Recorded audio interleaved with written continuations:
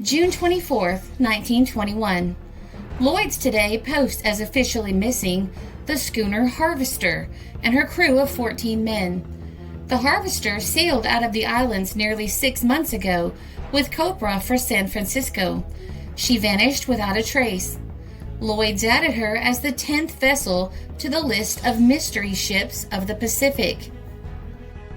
The naval tug Conestoga will probably be the 11th. Though 3 months overdue, the Conestoga is not yet posted by Lloyd's as a missing ship.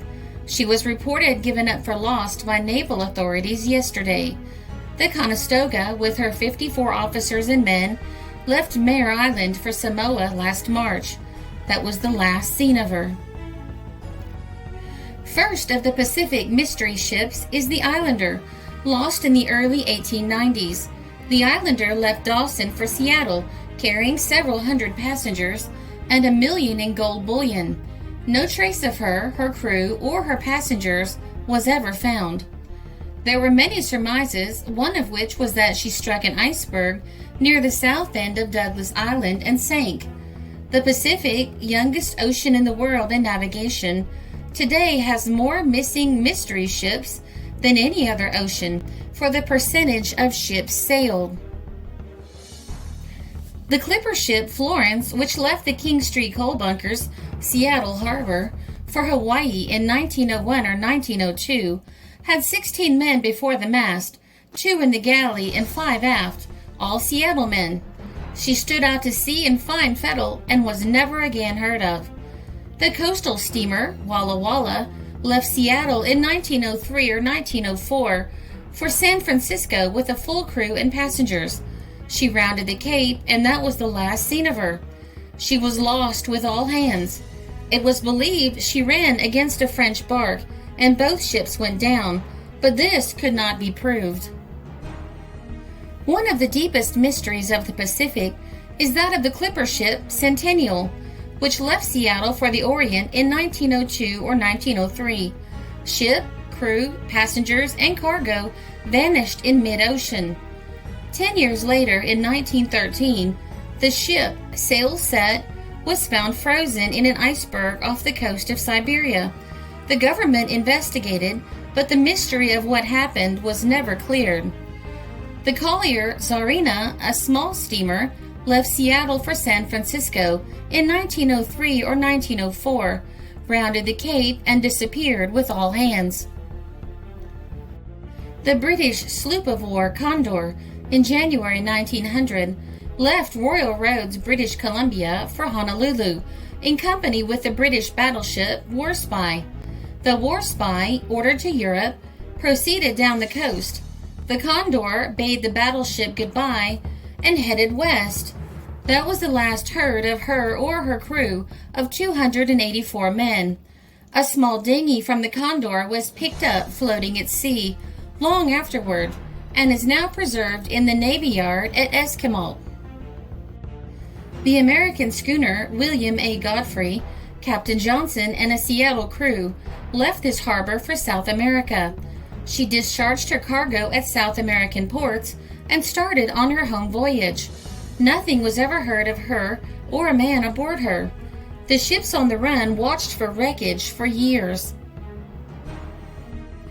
The oil tanker George Loomis in 1917 left San Francisco for Coos Bay, Oregon, with a crew of 38 men.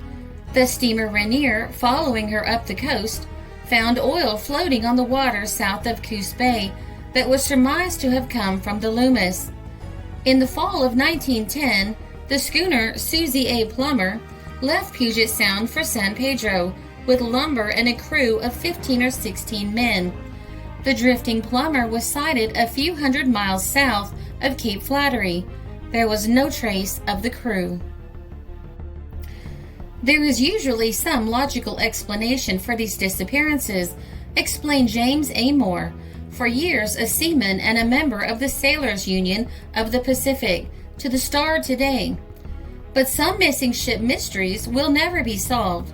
This mystery ship, the Carol A. Deering, that they found with sails all set and the crew gone on Cape Hatteras, for instance. That's a real mystery. and nobody will ever solve the mystery of the ship found not long ago floating in the Mediterranean, crewless. The crew of a passing vessel thought she was acting queerly and boarded her. They found not a man aboard, but there was a meal on the tables and the coffee was still steaming. The crew was never found. Not infrequently, a crewless ship is picked up in good condition. It happens this way. During a storm, the captain, seeing his vessel driving for the rocks to certain disaster, orders his crew into the boats. Then suddenly, the wind shifts, and the ship, instead of going on the rocks, is driven out to sea. The crew, unable to get back aboard her, are driven out to sea and lost. Days afterward, the ship will be sighted riding the sea in good condition and towed to port. The disappearance of her crew becomes a mystery to all but seafaring men. In winter, when a ship is abandoned, there is little chance for the crew, unless they are picked up in 2 or 3 hours. The spray falling freezes on the small boats. They become iced. The ice becomes thicker and the small boat loses more and more freeboard. That is, she sinks lower and lower until she and the men in her disappear.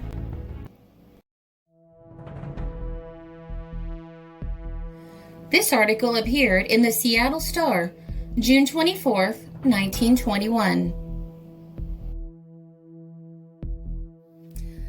This is a Country Road production because history is fascinating.